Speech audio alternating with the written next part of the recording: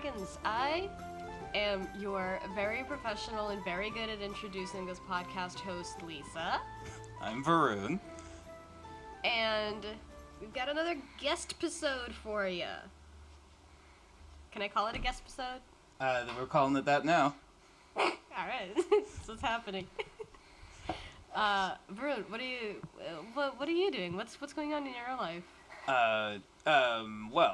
I've been watching the Doom Patrol. That is the media I'm consuming at this point. So A very good show. yes, it's. I've always heard it's really good, and Brendan Fraser is a treat, and the show's just like super good. It's kind of like the midpoint between like the CW shows and like The Boys and whatnot. Whereas The Boys and something like that is like super gratuitous, and that's kind of the point. And the CW shows are all about like family and heart and like make you wanna, believe in superheroes. And this is right in the middle of like, it's in the DC universe. Cyborg is in it, and he actually wants to be a superhero. And then you have all the other characters who are just broken, awful people who don't want to do any sort of superhero things. And they're horribly dangerous to be around because of their powers. And that's the whole show. I love it. The sort of, I just love the way that they like, it's like they try their best, but more often than not, them trying their best actually fucks everything up. Yes. Even worse. Yes. And they're just letting Alan Tudyk. Yes. Chew like, the fucking chew scenery. it up and do everything. Just like they just sort of. Do they even give him a script? Do they just they just sort of, all right, go do the thing, and he does it, and it's great. Yeah. It's a good show. So that's mainly what I've been up to. What about you, Lisa? It's a great question. I bought the Heroes Feast book that was just put out like years ago now. It's like the cookbook, the D&D cookbook. So I've been like looking at those, planning a D&D themed Thanksgiving. Okay, cool. That's really the most exciting thing that I've been doing is just like imagining cooking. Not even cooking, just thinking about cooking. Do all the dishes have like D&D names? I mean, kind of, yeah. They really reach for some of them. I wish I had it with me so that I could like just flip through them. There's one that like, so like the main sections are like halfling food, human food, and elven food, and then they have like another section for like miscellaneous. So then they have like a tiefling recipe, a traditional orcish recipe. And then, like, there's one of them, I think it's, like, the half, I think it's the Giants recipe, or, like, it might be the Orcish recipe, actually, that it's, the blurb, the description for it says, like, it's traditionally made with halfling, but you can substitute lamb. Like, it's just something, like, just explaining how, like, listen, eating halfling meat is just... It's what orcs do. It's good for them. But if you don't want to get halfling meat, use substitutes. Jesus. Okay. Okay. All right. Thanks. Is elvish food like really snooty? It is like. It's a lot of greens. Okay. It's in that section that you find the stuffed mushrooms, and that they gave like a weird name to. Yeah, it's a lot. It's definitely stuff that like can be more easily made, vegan or vegetarian friendly. Okay. There's like, I actually gifted a copy of Feast of Heroes or Heroes Feast to friend of the pod Austin. Previous guest. It was supposed to be his Christmas gift, but we're doing a D&D game as a Friendsgiving thing, and so it only made sense to give it to him early, and now we're planning our Friendsgiving around recipes in this book, and he's already made 2 or 3 of the recipes, and I'm like, okay, Cool. slow down. Let me get there. Okay. Well, that's fun. Let us know how the Heroes Feast goes. Yeah. All right. Well, we're gonna do a real Heroes Feast. That's it for our Sure. lives and stuff. So let's bring in our guest. So Yeah. let me put him on here. We've got our You there, pal. DJ? I'm here. All right. So our guest today is my coworker and friend DJ, who we have an interesting relationship with because we're going to get into it, but I'm an agent of chaos in the game that he ran. But DJ, go ahead, introduce yourself and what you've been up to. Well, I am. My name's DJ. Vern here is my coworker, though weirdly enough, we did not meet at work. Yeah. We actually had a mutual friend, and they're like, "Hey, you work here? I work here. Yeah. What up?" And oddly enough, was 2 weeks after I started the lunchtime work D&D game. Mm-hmm. And Came up. I invited him in as he said before, the Agent of Chaos. Yeah. They were playing Lost Mines of Phandelver. All brand new players. Yeah, all brand new players, playing like a bunch of weenies and like being all stealthy and like, oh, I want to be super careful. And I just bring like a barbarian in, and I was like, nope, screw, like fuck this stealth stuff, and I almost get killed immediately. Which would have been funny because then they're like, "Ha! I told you we should have been sneaky," but no, he survived it. But no, I survived, and I proved to them that the recklessness can pay off. But yeah. So you've been doing anything other than D&D these days, man? Of course, well, as you know, we are just getting off of the Halloween season, and my wife and I, we tend to go all out on the decorations. Mm-hmm. We actually, because we had just moved to a new place at the beginning of the pandemic, we actually set up in the walkway to our door a mini haunt. Mm. Ooh. So the kids in our neighborhood were kind of scared to come in, and then they had like like the small time animatronics, the things that go when you jump in. Though we found ones that made really bad jokes, and that was funnier. And so what was great about it is they'd come in, they were a little scared, you'd hear them jump, but then my wife would answer or I would answer, and because we want to be known as that house in the neighborhood, we also gave out full-size candy bars. So Oh. hey, Wow. and they noticed immediately, like, oh, full size. That's It was a power you, move. you see like the light in their eyes. It was great. But also I used the season. It's kind of funny. I love horror movies. My wife hates them. She loves haunted houses and those and the walks. I hate them. What? Yes. What? Exactly. So, pretty much most of October, she goes with our friend John, who Vern knows, to all the haunts.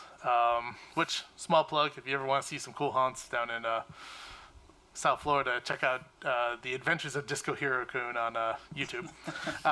Because my wife's in half of them. Disco Hero Kun. Yes. And so while she's doing that, I'm watching the horror movies she won't watch or doesn't even want on the TV in case she walks in, kind of a thing. And but we do both share love for like the old horror movies. Like I'm talking like black and white Vincent Price era. Yeah, like Mask of Wolfman. Red Death and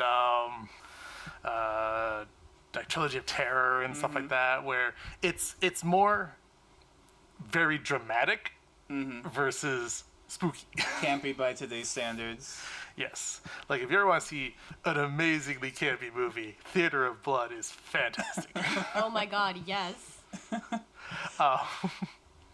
But, so we love all those things, and Wait. so we're just... So, first off, what sort of horror movies is she not like? Is it like slashers or? She just doesn't like watching people get hurt. Like, clearly hurt, like Okay. violence towards people. So she's usually a little better with like ghost stories than like she hates pretty much all slashers. Final Destination, that one's Even out. even that stuff's not even her bag, which is fine. You know, everyone has their taste, Okay. and Yeah, I don't disagree with with that sentiment, honestly. Sure. For me, I don't watch that stuff not because like, it doesn't get to me. It's just like, like what do I get out of this? Beyond just like, I guess I can see if some people like get some weird catharsis out of the feeling of being scared or whatever, and then the eventual release of that. But it's like, that doesn't do much for me. But see, I find that horror has. I'm big into horror if the horror has like a good amount of lore. okay, Like I love longer series. I love it when it's like, especially when like either the series I love is when the lore is really well done, or the lore is so confusing that you're just like it's just funny to watch. Like if you ever watch like all the various lore bits of the Halloween series, it's hilarious. Just how many things change. God, Halloween. And see, number 3 is the best by far. The one without Michael yes, Myers. absolutely, it's the best one. But I like a horror movie, and you can consider different things horror if it actually like affects you, if it's got something that can get you. And I think something like The Witch, if you've seen that one, I think that's along the lines of that's along the lines. And it's something so more like tonal. It's more eerie. There's it's not much lore. Witch, Midsummer, Midsommar. Hereditary gets more like intense, but yeah. I mean, most of Hereditary isn't so much lore, but it's like, do you see yourself in this family? It's about it's evocative. Yeah. Those are the ones I I'm like. I'm trying to stay as quiet as possible because like I've literally done an entire like TED talk on on horror movies. I know you have. Oh yeah, DJ for context. I'm a film major. I was gonna say. like, Oh no, Lisa, I've been is listening like- to the episode, like- so. Oh, okay. Yeah. Lisa, is your film brain going off? Oh yeah, I'm trying to stay quiet because if I start talking, oh boy, we're gonna be here the rest of the day. No, actually, the funny story about the Vivitch, though. So, if you ever want to see something really funny, look up, I think it's like Victorian Christmas greetings. Like, they're like little paintings in Christmas, but they're all like weirdly creepy. Oh yeah, And, like, where it's like vegetables for some reason. Or it's like really like scary looking like animals and stuff. So we found one that literally looked just like an artist's interpretation drawing of Black Phillip from the Vivitch. Oh, okay. So we used that as our Christmas card that year. Oh. And we said, we hope you live deliciously this holiday season. Oh, I'm looking up some of these right Amazing. now, and one of them is just straight up Krampus, just stealing children. What the fuck? Absolutely. Oh, yeah. So yeah, that's been that. Rats So been, eating a cat? What? Yep. So Yeah, we fucking had swear. we had the family friendly card, and then the friends card. And those who've seen the Vivitch, so The card for the people who have a sense of humor. exactly. Okay. And then Enough about horror movies. exactly, we're here for D&D. Are you a nerd? I am Are indeed. you a nerd? Well, actually, the horror movie thing does. So, you've said yourself that you are a forever DM. Is that correct? That is correct. Do you? I think the do you longest- Do mostly... Longest number of sessions I've played as a PC in one game is 7. Mm-hmm. Shit. Well, as a DM, do you mostly do like homebrew like homebrew games, or do you play like the pre-made adventures?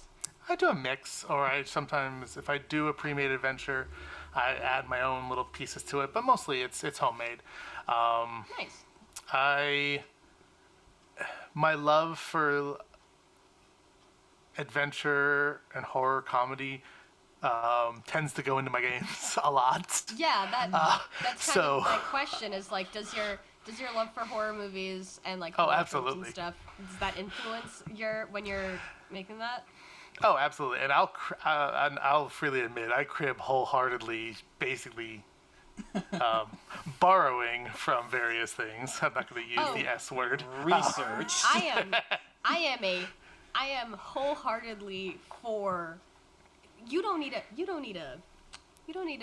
dance around it. Cribbing. No, steal. Yeah, no, I definitely steal. In the last game I played with my work game, I straight up stole a boss from Hollow Knight, and just Yes. Yes. it was Paint Master which Shio. Oh, I didn't even. Oh man, I didn't even get that far. Got a little past like the first Hornet fight, and I was like, I'm good. No, And it came out, and I'm like, okay, enough of this. Hollow Knight is my I need to turn my brain off game. Really? Yeah, so I like it's where it's all Twitch like skill at that point. Mega Man That- to me.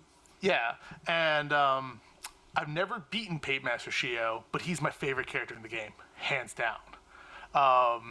Just because, and you know what? It's the way his fight starts is I set up exactly that way, but actually my players did something kind of fun. They didn't actually fight him. It was actually a good fun way to do it. Is that if you ever get into that part in the game, it's an arena battle.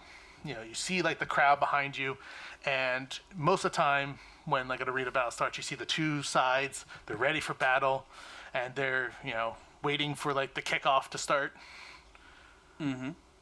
Shio, no. Shio's just chilling there, painting on his easel, not even looking at you. You're nothing to him. He's just like, do, do, do, do, do. And then when the fight starts, he doesn't pull out a blade. He fights with his paintbrush, and just like, all his moves are based on paint, and they whip your ass. It's great. So Yeah. I had it set Hollow up. Knight So bosses are something else. yeah. So my players came into the arena and they see this guy just painting.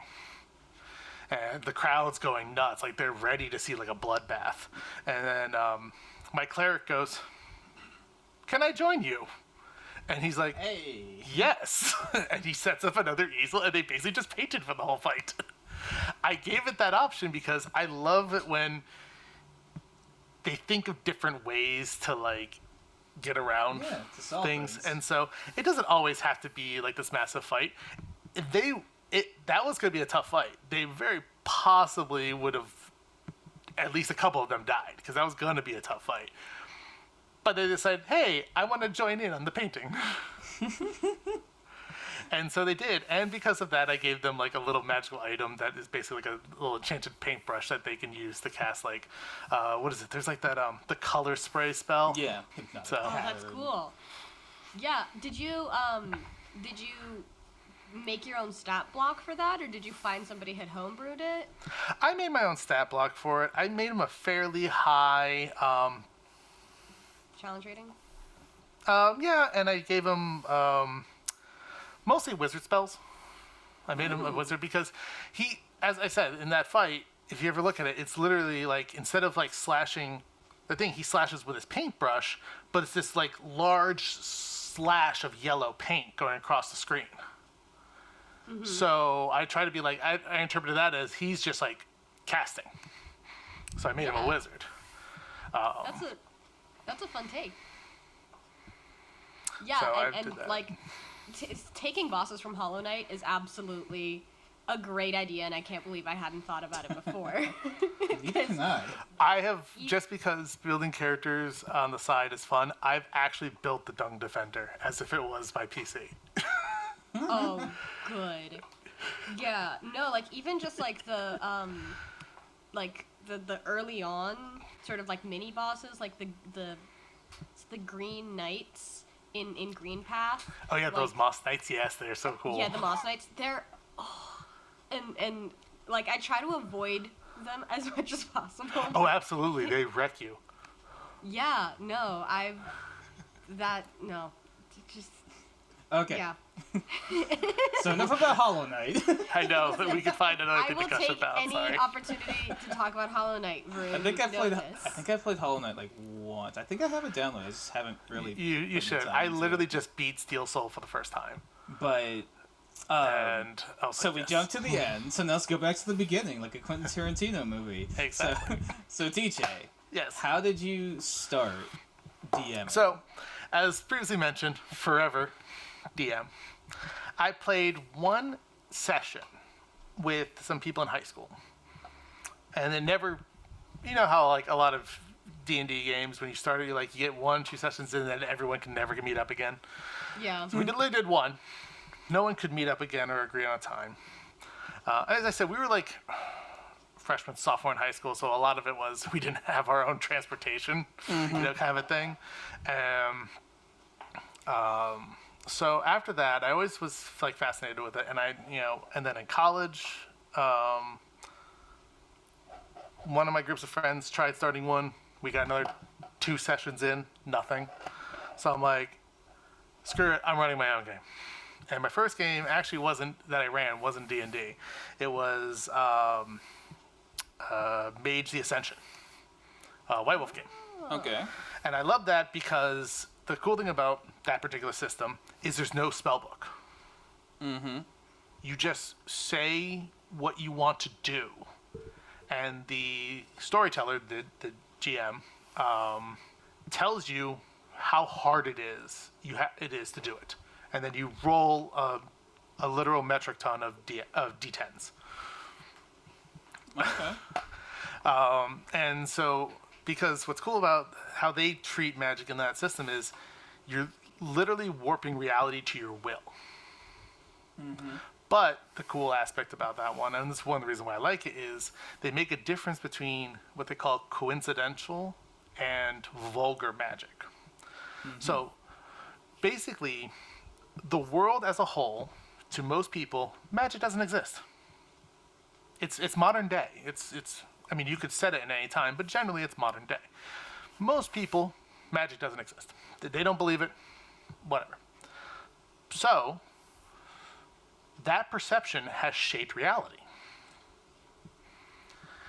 Mages are those who have been able to still access that area, but if you try to be overt, like throwing fireballs like down the street in a public square, reality tries to reassert itself that magic doesn't exist and will smack you back. So you have this like thing where, but if you do a spell like you put your hand in your pocket and you pull out a 20 that didn't exist, the people around you are like, oh, he just pulled out a 20.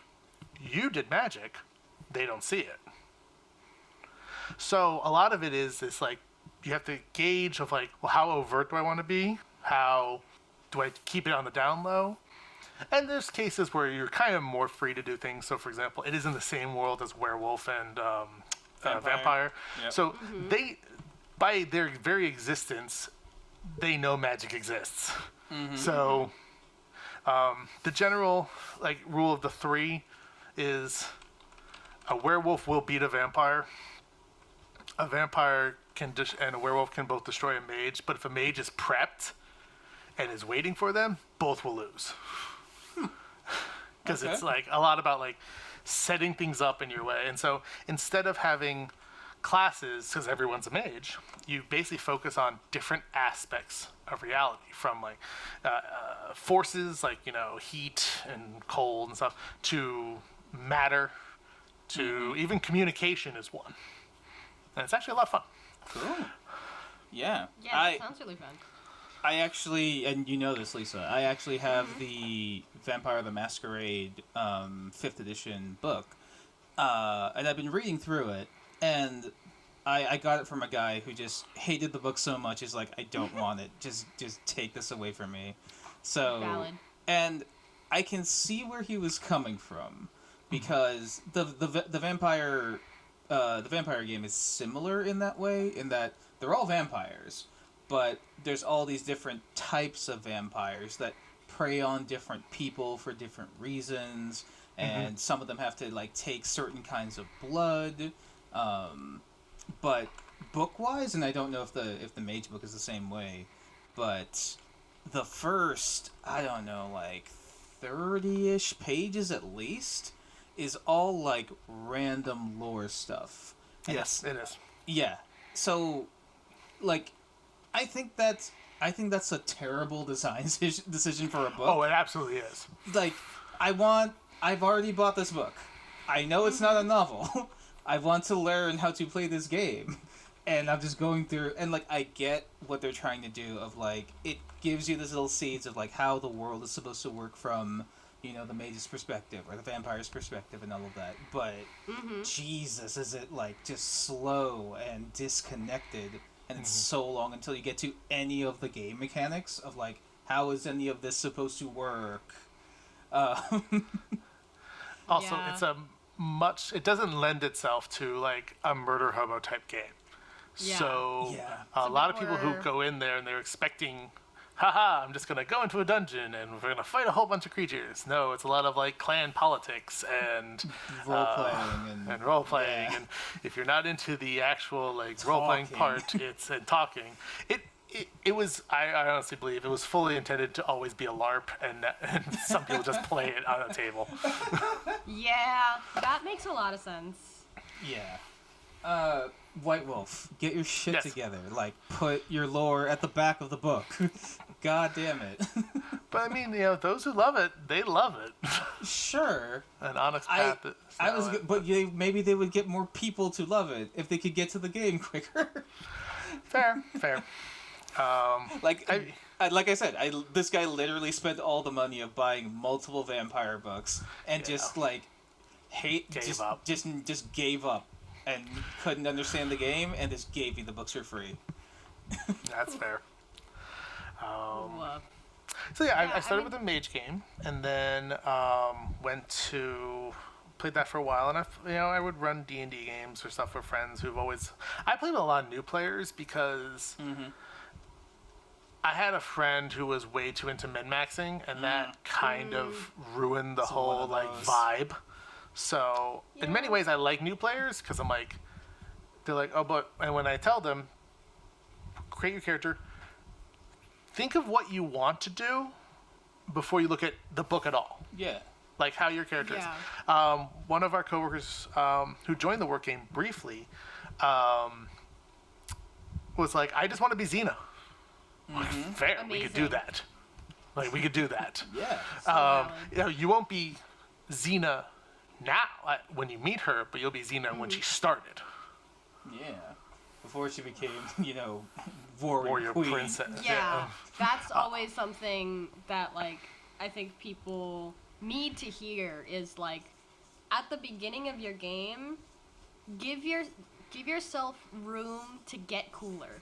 You know, you can't like sure start out like at max coolness, but you're not giving yourself any room to grow. Let yourself be kind of not an complete idiot, but Have flaws. yeah, let yourself have flaws, let yourself have an incomplete toolkit, and let yourself get cooler Yeah. over time. Yeah, and you know, more experienced players who I think play like the more fun way of they want, you know, you want flaws because then that makes your character a bit more interesting. You're not just, you know, Mary Sue, Gary Stu, just like the best dude at everything. You kind Yeah. of suck at certain things and just like you deal Yeah. with it and you play into it. Yeah, and I And- think that like there's a certain subset of like new players who like you know have like either have some like how would I put it like experience with D&D by proxy, where they're like you know where they have some awareness of like don't just open the door like basically like have that like proxy experience where they just end up being scared of everything. And They then know the don't- memes. Yeah, they know the memes, and then they choose to not, and then Or- like you know yeah. they play like sissies. Or they have a bad DM who's like, yeah, everything's a trap and everything's cursed. Yeah. Like, yeah, then Which is definitely gonna scar them. yeah, then your players don't want to do anything. Yeah. That's what the session 0 is for. Is you need to do the, Yeah. you know, like how damning do you want this game to be? Yeah. What do you want? And, like, to do? 'cause Do you want it sometimes- to be Dark Souls, because I can make it be Dark Souls. Yeah. Or do you want it to be Tucker and Dale versus Evil? Which I've kind of run. And I prefer those games. I like comedy in my games, like because it's just you can have stuff that like race, you know, makes your blood race, but then also have a lot of fun with it. So Okay. And then was the game that you started at work, was that like your first kind of long form campaign that you'd run?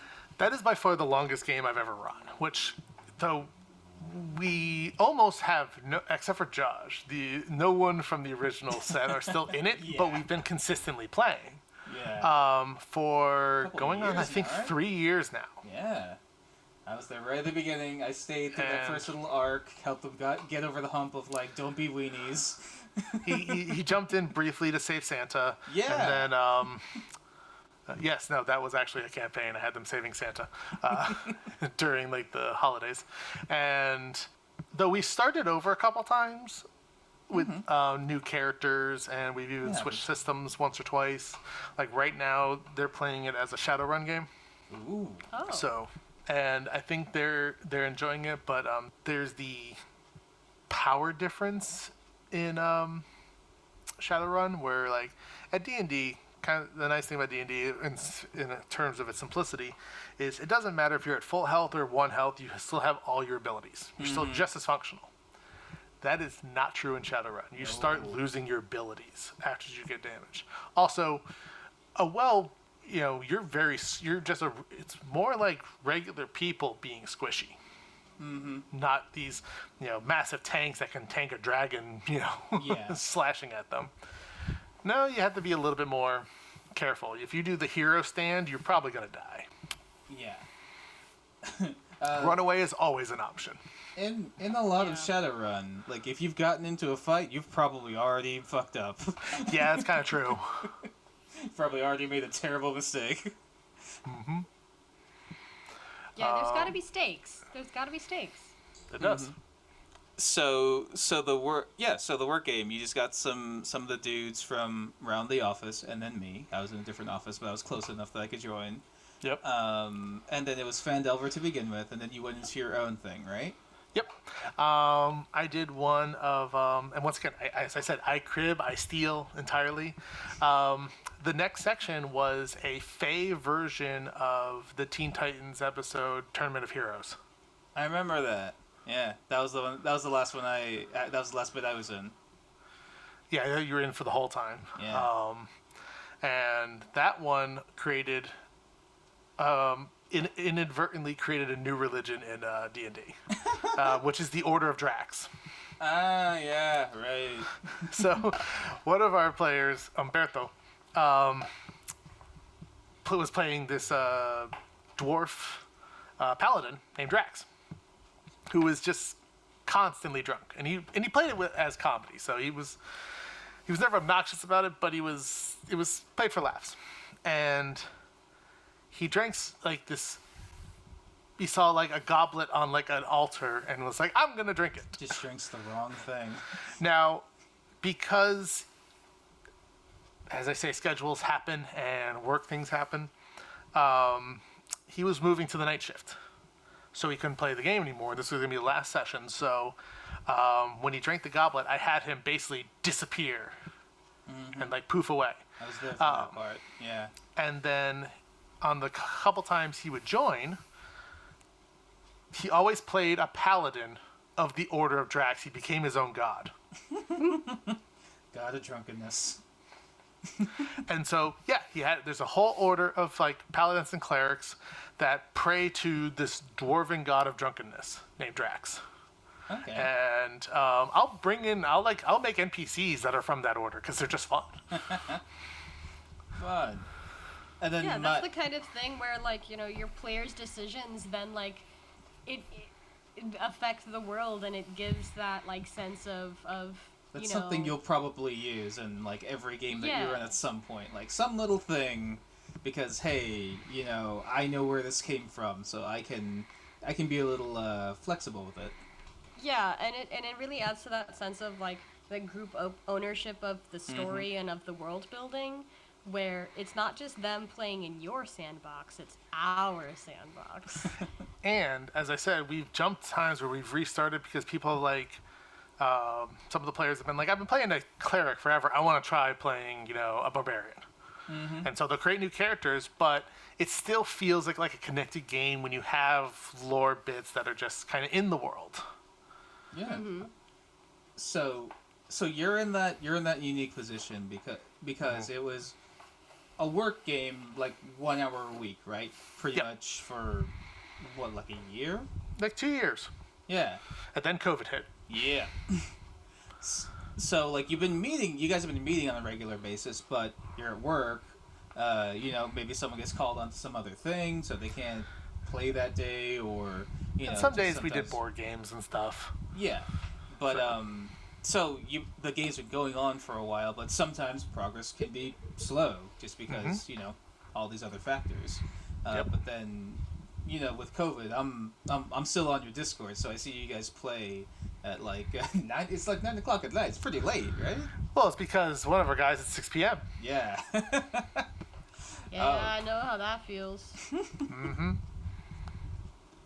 But yeah, so COVID happens, and now you guys are able to meet more often. Or is it more often or less often? Well, it's less often, but for 2 hours instead of longer one. period of time. So longer periods of time. So we feel like we get more progress, and because we set it so late for a majority of people, it doesn't get interrupted as often. Because sometimes, like for example, especially with our work, we I do a lot of software work. And like data builds. So like I'll have a build of mine that the operator's just like, something broke. We need to and fix I gotta go fix it now. And so if originally we're doing it like 6 p.m. Eastern time when everyone was on the same coast, and I would say at least once a month the game got canceled.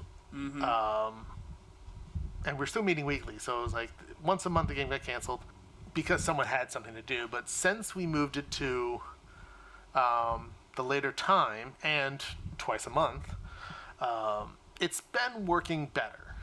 Yeah. I mean, the reason why we did the hour and the weekly was because we were literally at the office. We would find a conference room where people would sometimes grab and have lunch if it wasn't being used, and just play D&D while we were eating our lunch. Yeah, we'd be playing D&D in just like a really nice conference room that no one's using right now.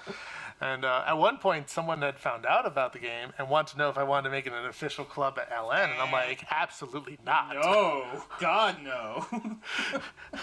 for many reasons, not the least of which is that it was already like 5 people to get anything done in an hour.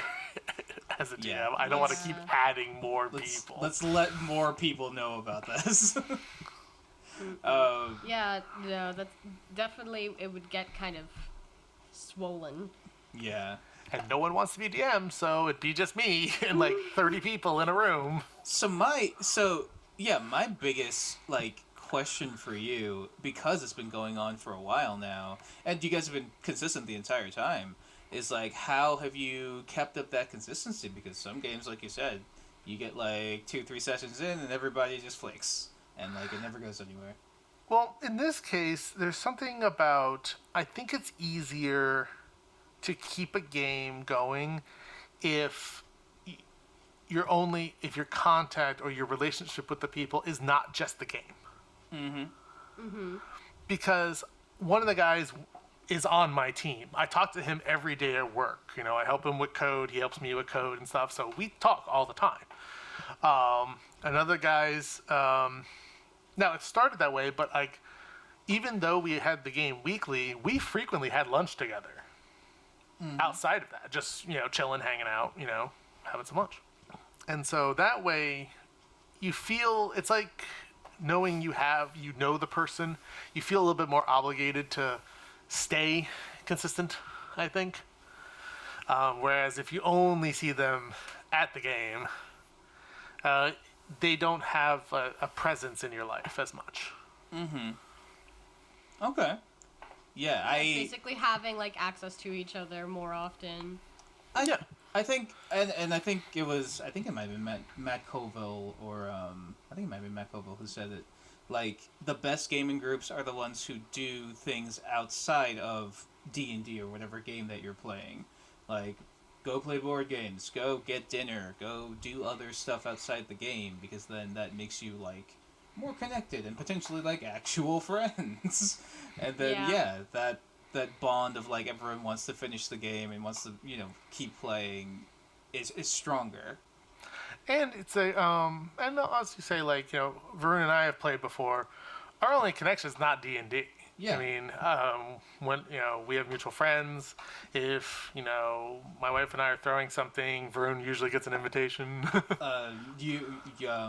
My person and you and his partner are on frickin' Twitter all the time. Yes. I technically am too. I just, don't follow it as much. I'm similar. But yeah, Lisa, you're kind of we're kind of in the same boat with our big campaign with vampires and your son and all this stuff. We haven't played for a damn year. Yeah, But everyone wants to finish that game, but just like schedules have not allowed that to happen. Up until maybe next week. We'll see. But even with that break, you still know each other enough and you talk enough that it's always, even if there is that large break, there's always that possibility. I mean, I hate to say it, but like your game group, the people in it are the most essential piece of it. And it's not even just their characters, it's their personalities. I remember, as I said, the longest game I've ever played was the one that Varun and I had, which was maybe, I think before I left it was like 5 sessions. And we had to institute a do not get super high before joining a game. And the people at the table there, it was just like, it started being like, oh, I have to go there. Versus, oh, hey, we got game night. Yeah, there was some, just because there was a definite end to that one, and like you said, about 7 sessions, we got the whole thing done. Yeah. Fairly good ending for everyone, I think. But there were some folks who were starting to become problems. That if it had gone on longer, I'd been like, nope, you're not part of the group anymore. But and yeah, I'm not friends with those folks anymore anyway. Except me. Because of no. The problem people. Yes, I know. I was just thinking. Yeah. So like that would have happened one way or the other. Yeah, exactly. Yeah. Same here. No one talks to them of our group. Yeah. But yeah. God, that was the longest game you've been a part. I need to get you in on whatever the next game is that I run. I'm literally gonna finish one up probably tomorrow. So after that, I'll start again. I'll start coming up with ideas, and I'll just let me know. I'm shoot you an always invite. down. Yeah. I make characters for fun. Like, I just love playing with systems. Yes, you're a DM. Of course you make characters for fun. But they're PCs I want to play. Like, the worst part of being a forever DM is you're like, I really want to play this system, but I want to be in it, not DMing it. Oh, no.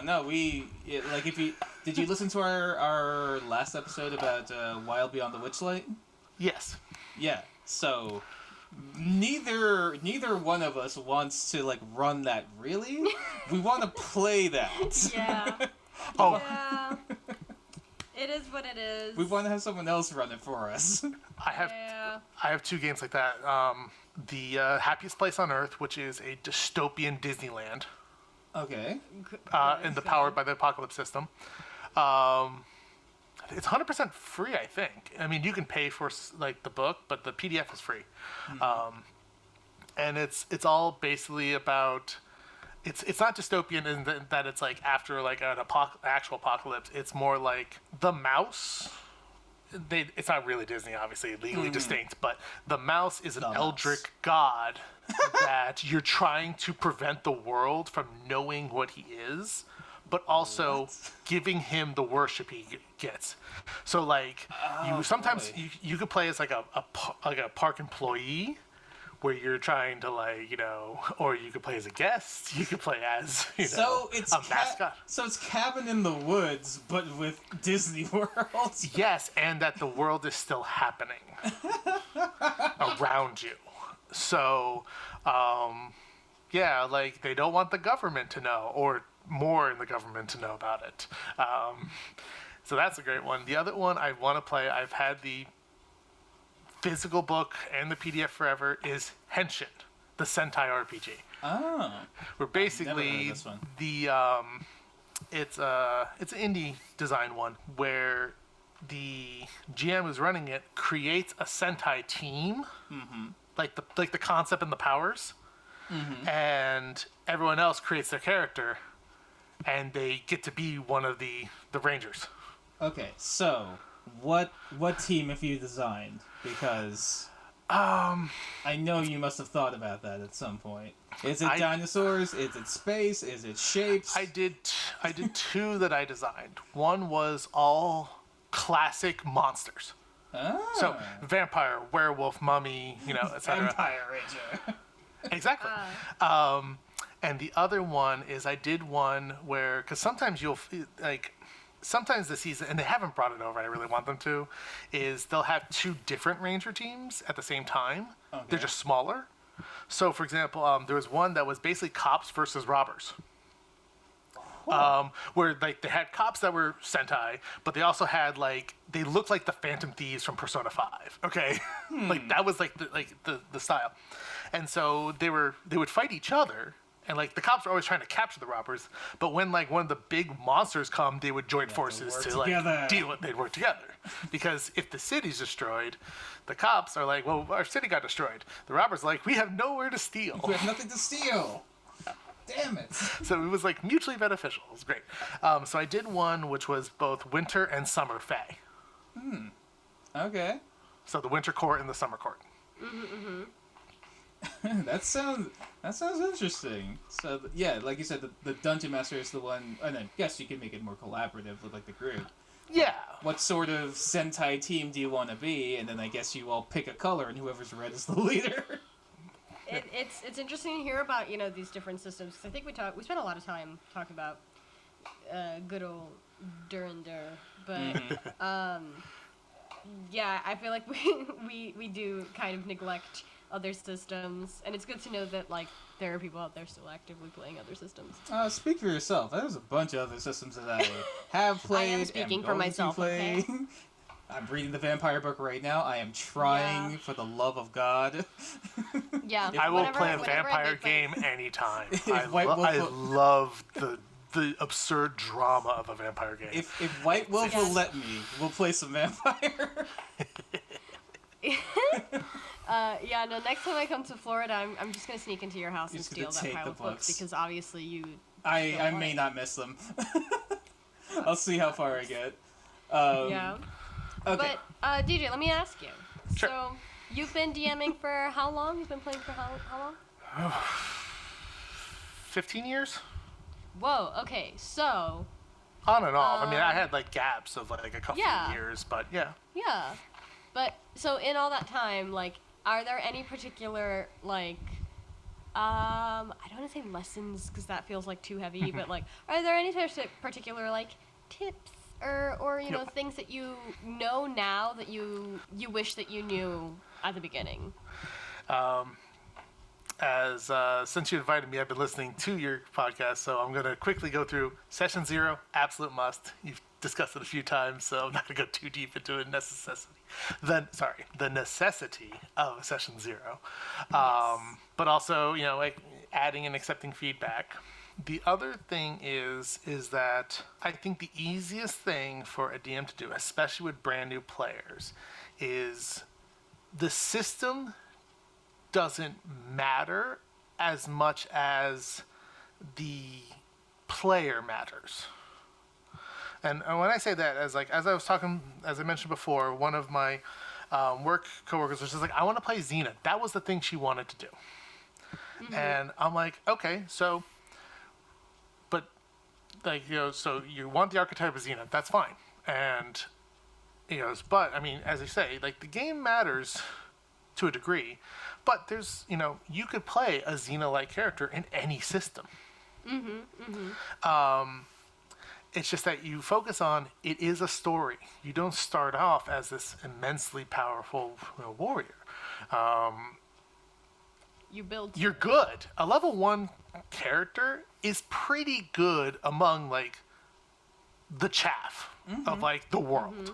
Yeah. So you're pretty darn good. You're an experienced soldier. You're, a decent mage. You've graduated, for the most part, from Bard College. You've done your work. You're not a total scrub, but you have time to grow. And that is the story. The story is the growth. And it doesn't matter the system. And I say this as a man who's played a whole bunch of systems and DM'd a bunch of systems. What matters is the player, and this is something you want to tell your players is, are you getting the story you want? In the end, all we're doing together is coming together and telling a story. System doesn't matter, because systems come and go. But your players and the game you're doing, they're who are important. And even you as a DM, are you telling your story that you want to tell? Yeah. You are as you say, you are a player. So basically, like, the mechanics are secondary, and they should serve the story and not the other way around. Exactly. Yeah, I definitely agree with that heavily, both from the player's perspective and from a DM's perspective. Like, you don't worry so much about the mechanics as long as things make sense. Be consistent. That's our thing. The other tip I would say is, and this is kind of a weird one, but don't fudge rolls, fudge stats. Okay. Oh.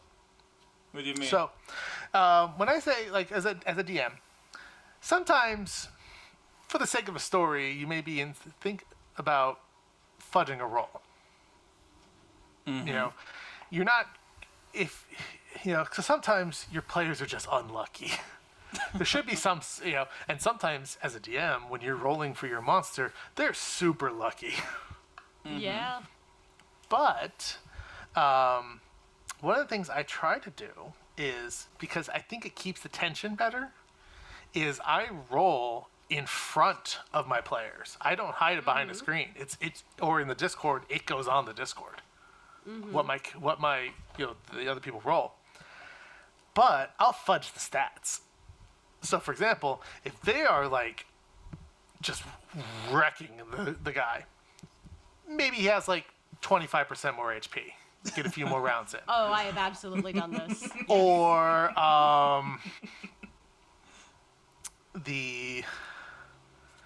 in the case of, like, they critted and it's going to hit somebody hard, their strength modifier is slightly less. Yeah. Oh, yeah. No, the very first game I ever DM'd was a one-shot, and, like, I didn't plan out the final boss fight super well. The Varun played in this game, too. The party actually killed the killed the boss in one round, but I just sort of kept it going until it felt right. Yep. As I say, it's all about the story. Yeah. It didn't make it to round 2 because No. my guy didn't even get to, like, my whole first round was powering up, and my next round was going to be an attack, and I just never even got to attack. No, made a round and a half, even though I think it was supposed to have, like, 150 hit points or something like that, and I gave it, like, 300, and literally in a round and a half. You're like, that's enough. They were, like, level 6, and they just completely just Chewed that thing ran up. through. Yeah, completely chewed up my poor demon. The other thing is that sometimes it's okay, as I said, for the story, not even just like upping HP or like, you know, dropping some strength if you need it to make it more even, but sometimes if your characters come up with something really interesting, run with it. A perfect example was this is one of the few times I got invited to do a one-shot. So I got to play, and in it I was playing a Dragonborn Bard, and in it at one point we acquired this jewel that anything that touched it instantly froze over, but it had to be skin-to-skin contact. And so we had it like wrapped in like someone's spare clothes so that no one would get hurt. But then we were tasked to help out a bunch of little fairies who had their entire nest basically taken over as the horde of a small drake, like a brand big, almost like like an adolescent dragon. So we get there, and I, just as like a joke before the whole thing started, tried to negotiate. Hey, what if I give you this jewel for your horde if you leave the fairies alone? And Dragon being, ooh, shiny thing. The DM goes, okay, we'll roll for persuasion. I happen to crit it, and he's like, all right, let's do it. So the dragon froze over, and our monk Shoryukened him into pieces. Oh my god. And he's like, that was my final boss. Like, he ended the session when we finished it, and he goes, I had the whole thing planned. You shouldn't have been able to do that, but it was funny, and I wanted to keep it going. It made a better story. Cool. Rule of cool. It's rule of cool. All right. So, I've taken that one to heart. So That's I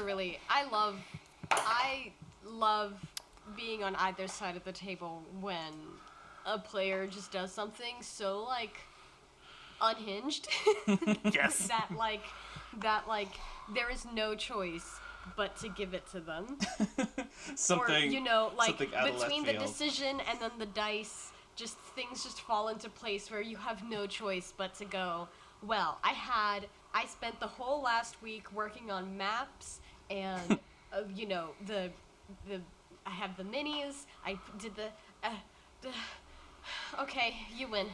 You've solved the puzzle in a way that I would have never expected. Congratulations. Or yeah, One D&D. we become friends with the tribe of Vegapygmies instead of just like killing them.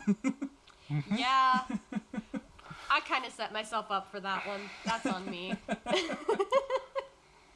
All right, so we're about an hour. So to cap it off, what's your favorite role-play D&D story?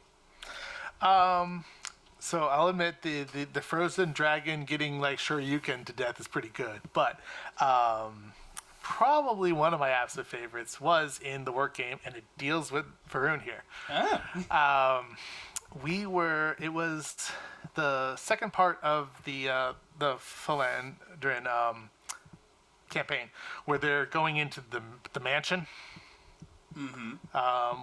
Which is owned by the guy, the spider guy. I forget his name. Yeah, just Spider. Yeah, it's like the spider. He's like this mage. And there was this group of like goblins just sitting at a table. Oh yeah, chilling. I remember this. And he grabbed the bard, threw the bard onto the table from the other room. Like from the doorway, and the bard knew it was coming, landed, passed an agility save because I wanted to see if he would like land it or not. Landed it and used his loot like an electric guitar and just hit Thunder Wave, which knocked all the goblins into the wall. Knocking them out. Yeah, I fastball specialed them. Yes, exactly. And I was like, are you really fastball specialing right now? Like, 'cause I'm like, God dang. and just threw him, and it was like a power slide on his knees, just. That was goblins went everywhere. That moment was pretty exemplifying of that game and that group at the time. Of just like, yeah, we're just doing some weird stuff now, man. And so that one's actually probably high on my list. Is that all right? one? Yeah. Amazing. Oh my gosh, I love it. All right. We have fun. It's great. DJ, thank you so much for taking some time to talk Not to a problem. us today. Mm-hmm. Varun, always a great time. I'll see you on the next one. And So DJ, is there anything you want to plug before we get out of here? Yes. My wife happens to be an author, and she has written a few books, and I want to plug her books. So the first one is a collection of short stories called Monstrosity. It is a horror book, which, funny enough, as I mentioned, she doesn't like horror movies, but she likes writing it. Mm-hmm. And it's a collection of shorts focusing on what it means to be a monster. And it's set into 3 sections, one being humans being monstrous, another is mutating into monsters, and the other one is focusing on monsters themselves that are already what we would generally consider to be monsters, but are they really? So it's a lot of speculative fiction. That one's kind of interesting. And the other one is, she wrote a romance novel called Mask of the Nobleman. It is a kind of a romance novel retelling of East of the Sun, West of the Moon, which is similar to Beauty and the Beast, where it's about in this case, it's about a artisan who gets picked to join and do art for a duke who wants to, do stuff in his home. But the duke always wears a mask. No one ever sees his face. Even his closest friends have never seen his face. And they fall in love and stuff like that. And there's actually a sequel being written as we speak. But those are the 2 books that are out right now. And where can they get them? They're available on Amazon, both print on demand and Kindle. And if you have Kindle Unlimited, I believe they're included in that. So if you already have Kindle Unlimited, you can just go ahead and read them. So Monstrosity and Mask of the Nobleman? That's correct. By whom? By Laura Diaz de Arce. All right. So that is Diaz space D-E for day space A-R-C-E that's her name. It is actually 3 words, her last name. All right. Give them a read, folks. Like, share, and subscribe. I remember to say it this time.